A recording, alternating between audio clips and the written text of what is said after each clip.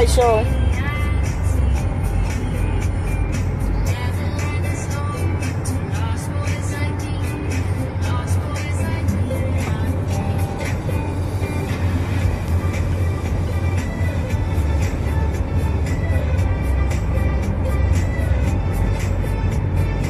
Give me a second, I'm coming.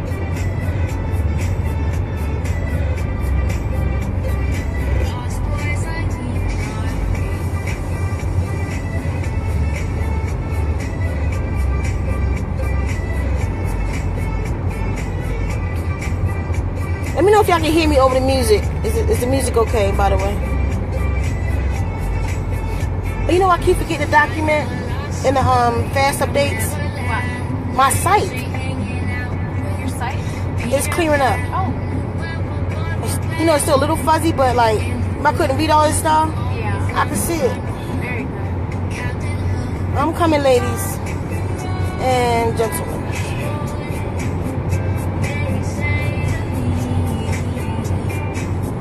While I'm doing an invite, y'all, share it one time on your page. Invite somebody. Invite a sister or brother. I'm not even sure where this one about to go.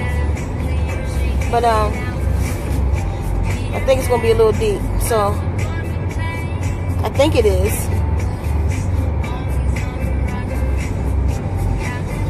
Okay, one more, y'all. One more time. Hold on. 2 seconds. 2 seconds.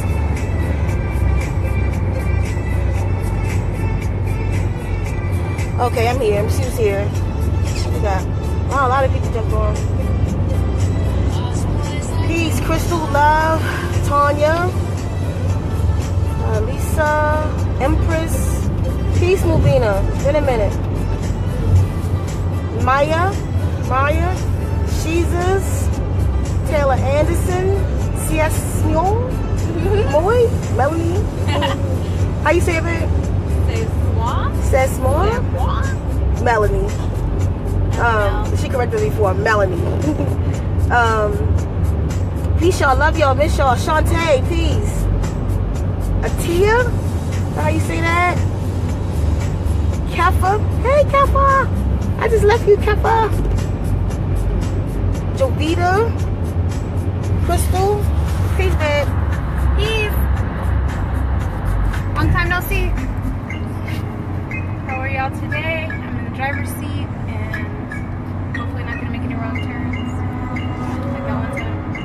Like that one time. Like that one time? What happened?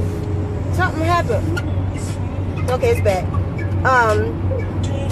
I know it's been a minute doing this fast. I know y'all can probably see the changes in us. I had my chakra, my fifth chakra been closed. I've had so much information to come in. There's so much that I want to share that, Deborah, hi honey, I thought about you today. That, like, I haven't even been on the phone much. Not doing a whole bunch of what we call ciphering at home and at 360s, spitting knowledge, because I do that at home. We spit fire at home. And I haven't been able to. My fifth chakra has been closed. It's been on shut. Although I have all of this in my seventh chakra coming in. So there's a couple things I wanna talk about. One of them is on the documentary. You know, we're doing a documentary. If my sister's in the hood, that's where I need to be. So we have it's 11 of us right now. You beautiful sisters stepped up. So 11 of us is doing a documentary.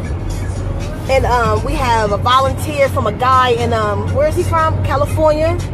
He's from Pakistan, actually.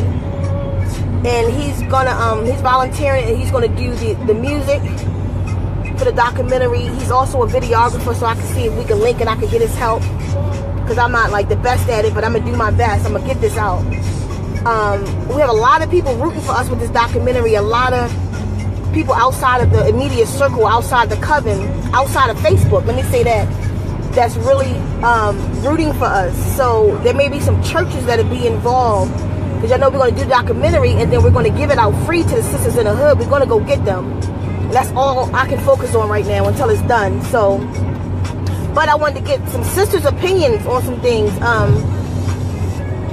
Because normally, like, I'm pretty good in my head, and I could come up with just about anything.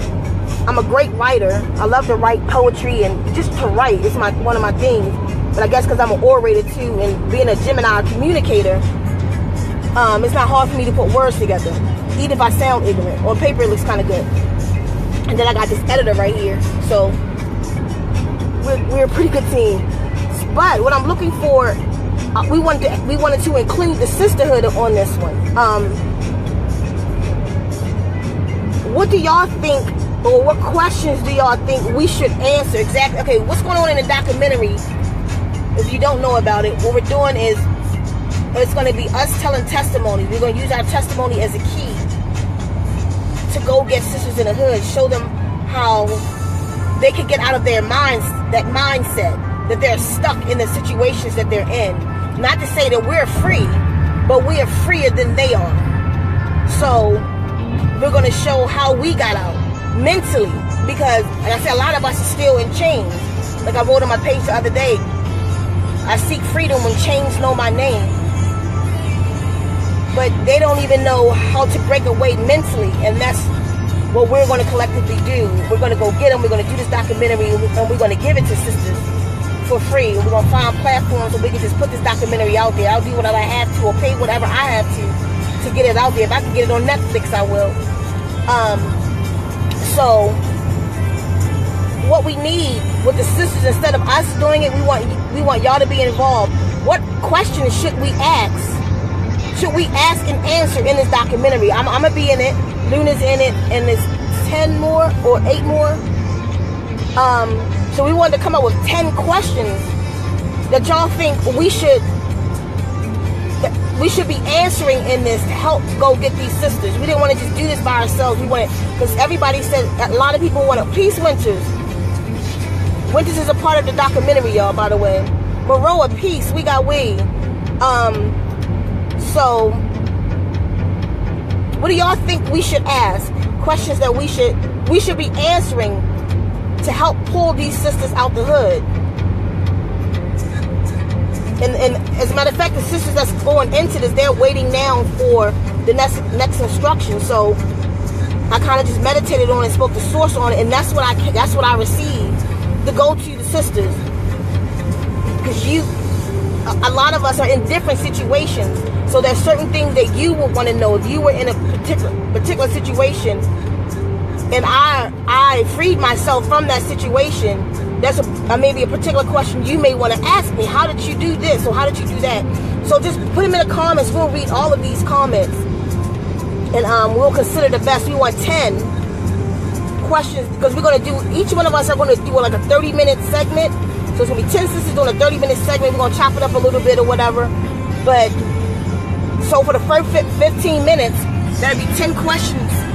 Like, say the initial question would be just, who are you? Where are you from? A little bit of your background, who you were raised by.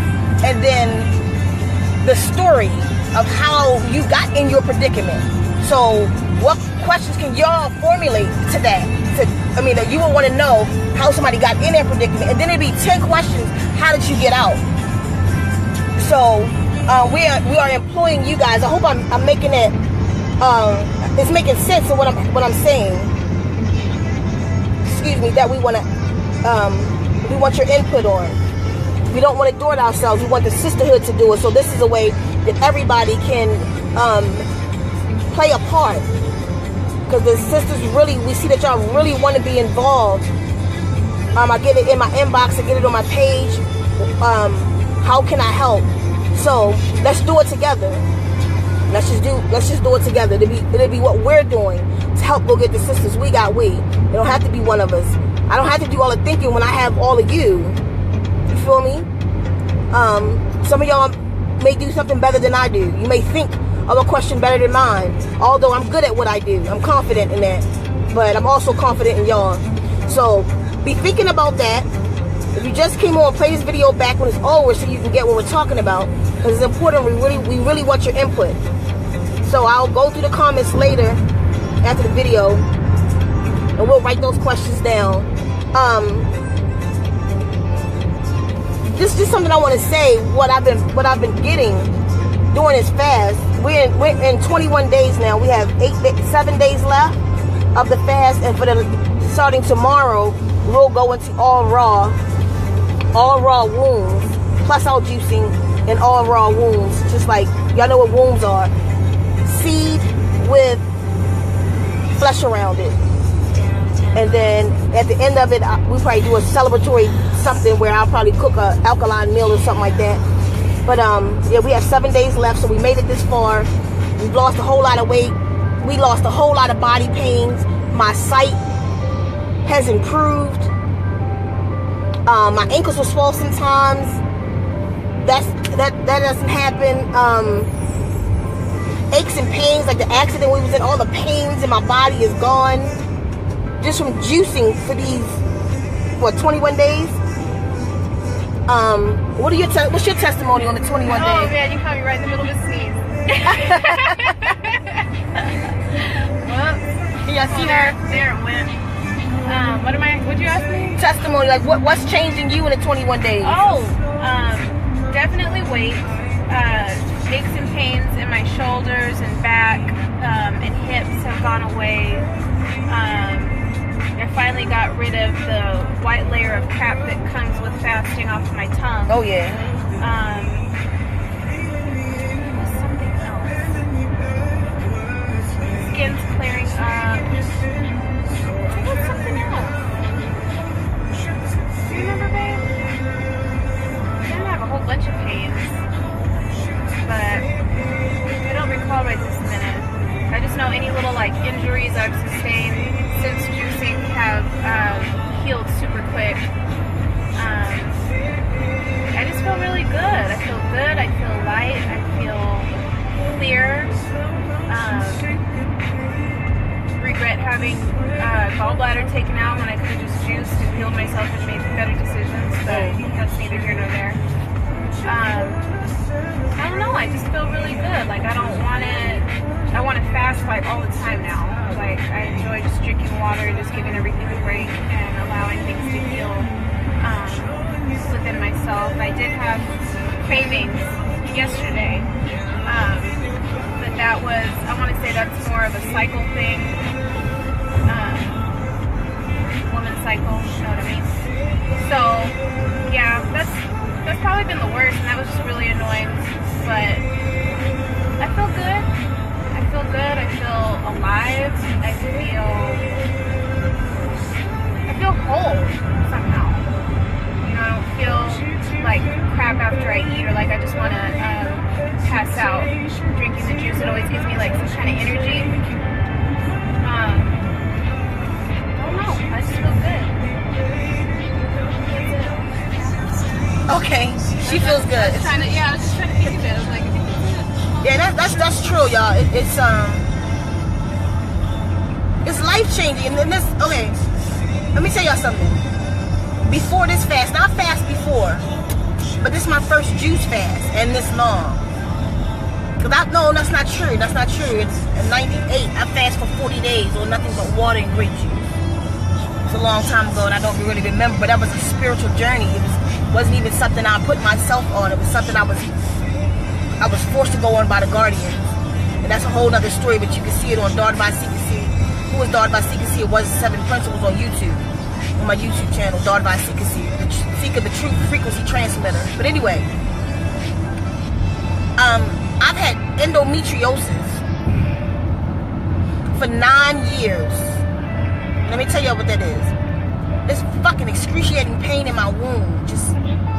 They say because basically I'm extra fertile, so the tissue grow outside of the uterus walls. My eggs could go outside. It's just like I've got too many of them shits or something. I'm extra fertile. Really, if you have endometriosis, that's the underline. It's really what it means. So, like when I menstruate, when that tissue come off, it feel like I'm having surgery. And then every day, I'm in pain. For 9 years, I've taken 3 ibuprofens, 3 pills, 3 times a day. That's 9 ibuprofen, probably fucking up my liver, my stomach, all kind of stuff. But the pain is so great that I have to, or I'll be in a ball on the floor and have to go to the hospital. That's how bad the pain can get. So when I did the 90-day fast last year, I think you're gonna take Valencia in case I'm not paying attention. Exit 265. When I last year did the 90-day fast, and I was just on all fruit, it took that pain down where I only had to take 2 pills a day. And I think that lasted about a week or something, and then I went back to bullshit after I was finished. But by the end of that fast, I was just taking 2 pills a day opposed to 9. Today makes day 12. I hadn't had to take a pill for endometriosis. Woo-hoo! 9 years. For 9 years, I've never been pill-free. So I've heard other people say it. I've heard people say what the juice fast can do, but I didn't want to attest to anything until I can prove it myself, until I'm a witness and I'm walking that journey. So when I say it to you, I'm saying it to you because I experienced it and didn't learn it. If you have womb issues, listen.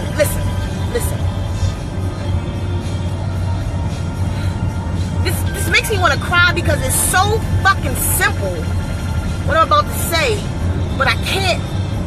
We don't get it. Like, we don't get it. Your food is your life or your death. In the land of the living, your intake, the conversations that you have here with these beings called food and your nutrition, those conversations determine how you're going to live on this plane. If you're going to live wealthy, clear-minded, if you maybe think clear, walk clear, act clear, make clear decisions for yourself. It all comes down to the conversations that you put in here, that you have, because your food is information. So when you put this information inside of you, it's talking to your shit. Without you don't listen. You're not even a part of that. You're not the body. They'll tell you that you are the body. You're not. You are a soul inside this ship. If you think you are the body, like they tell you that you are, keep your head forward and look behind you. And if you do, inbox me your number. Keep your head forward, but look behind you. You can't, because you're looking out of the cockpit of this goddamn ship you in. Eyes, like your car. You can only look out of the window that you face. You are not the body. This is the ship that your soul is in. You ever seen a movie like, what's that, Independence Day? No. Men in Black. And the little man was inside the other body. That's you. Well, Independence Day, those bodies were the ships to the being that was inside of it. The soul, you. This is like you in your car. You to that body is like you driving your car. That car only moves by what you do to it. What conversations you put in it. If you put Pepsi in that motherfucking gas tank, it's not going to drive. It's not going to go nowhere. It's going to blow the fuck up. That's the same thing with this body that you're in. This body is given to you to use to do God's will, to do source will. In my language, by the way, if y'all don't know it already, source in the language, name is Yazi. Yazi means source. It means the all. Yazi, by the way. So, and females, you hear me say Iyazi. You are a manifestation of source. Males, you hear me say Biyazi, which means you are the son of the mother. And that's in Stadun, our language. So when y'all start hearing me saying Yazi, I'm talking about source. But how you live on this planet depends on its decisions that you make. And it starts with your health. But it's these words that we use, it doesn't make it seem big, like your health or your food or just your nutrition. So I've been trying to think of a way to say this, to simplify it. Like, not to make it complex, but to simplify it in such a way that it makes an impact on your minds. Like, how do you, I haven't really got it. How do you say this to a child? To make a child understand what I'm saying. You see, simplicity is the key to life. People always try to go the complex way and big words and all of this shit where people misunderstand this shit. No, but when you go simple, it's what I'm looking for right now. Let me give you an example of something. If you were taken up in a spaceship and you were put on a foreign planet, right? This whole planet is green. Everything on this planet is green. I mean, you may have some trees with the brown bark on it, but everything is green there. And you haven't had any food for maybe like a day or so. First off, if you hadn't had any food for like a day or so, why didn't you eat the green? Because you're not attracted to it. But then you see this tree with something red hanging off of it. Instantly, your senses say, eat that shit. Or at least taste it to see if it tastes good. The first thing you do is what? You smell. You smell it and appeal to your senses. Your body is made to let you know what you should put in it. So that's what the smell is for. So you smell it and be like, damn, that smells good.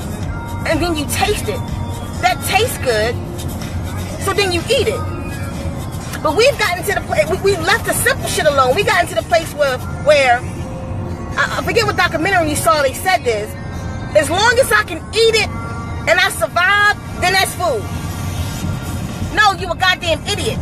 As long as I can eat it and I survive, then that's food. That's how we think today. I don't know what that is she got. What's that? I don't know. It looked like an octopus. Well, she ate it and she's still living. Give me a piece of that. Was it good? That's how we eat today. We don't eat to our senses, our true senses. We don't eat to what's attractive to us. Because the body knows what it should have in it because you are attracted to it.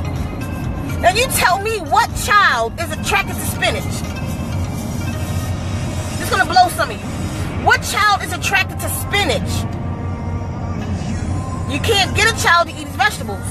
You gotta force a child. You gotta force that on his taste bud. What child is naturally attracted to celery? Kale. What child is naturally attracted to that? Even if you are a vegan, vegetarian, wombitarian, fruitarian, whatever the fuck you are, you're a baby. When you get that motherfucker greens, what it do? I ain't mean to call it babies motherfucker. When you get that baby greens, what it do? It spit that shit out and gave it back to you. And probably said another word to say like my son and say trash. Like, no, that shit ain't good. No, he don't say more. Because you're not naturally attracted to that, but you're attracted to what the offerings. There's offerings down here for us. The trees give you offerings. That red thing called the apple, or that orange thing, or that peach, or that mango, or that banana. They are offerings. And you know what's for humans because when it's offered to you, it comes with the seed in it already for you to plant to make more of it. That's how brilliant the trees are, though. They want to be replanted. So they offer you the plant. When you eat spinach, where's the seed? There's no seed. The seed is not offered to you. Not to say that there's not spinach seed. I know how to get a spinach seed. You got to wait till the plant dies, like around fall, when spinach dies. And then it dries out, and then there's a seed in this little thing. And that's where you get spinach seeds. That's not an offering to you. As a matter of fact, because the shit is for animals. Anything that God made for the animals replant itself. Let me give you another way that I'm going to prove this to you too, though. Anything that God made for the animals replant itself because animals don't have the intelligence to replant its food. Anything that God gave man, that she gave man, came with the seed in it, so he has the intelligence. 65. He has the intelligence to. I'm cutting this one out for GPS, get the exact location. He has the intelligence to replant what he eats. One of the worst things that we did in life, the downfall of man, was cooking our food. That's an invention. You don't. I said it before. You don't invent your food. You harvest your food. That's how you know what it is for us to eat. What it is that God, a source, gave for us. Yazi gave for us to intake for the information that we need. This information that's pure sunlight. That awakens your senses. That decalcify your pineal gland. That opens your third eye. Meat is not going to open your third. I don't give a fuck what you talking about. And how many y'all in my inbox talking about, well, I have to eat meat for this. If you ain't come with fangs, you ain't got to eat meat for shit. If you ain't come with intestines that's only 12 inches long, you didn't got to eat shit because your intestines are 2 blocks long. It's 2 blocks long to digest fiber. because there's glucose in the fiber that constantly gives you energy. Meat going through 2 blocks of intestines becomes rot, which transmutes over to fat,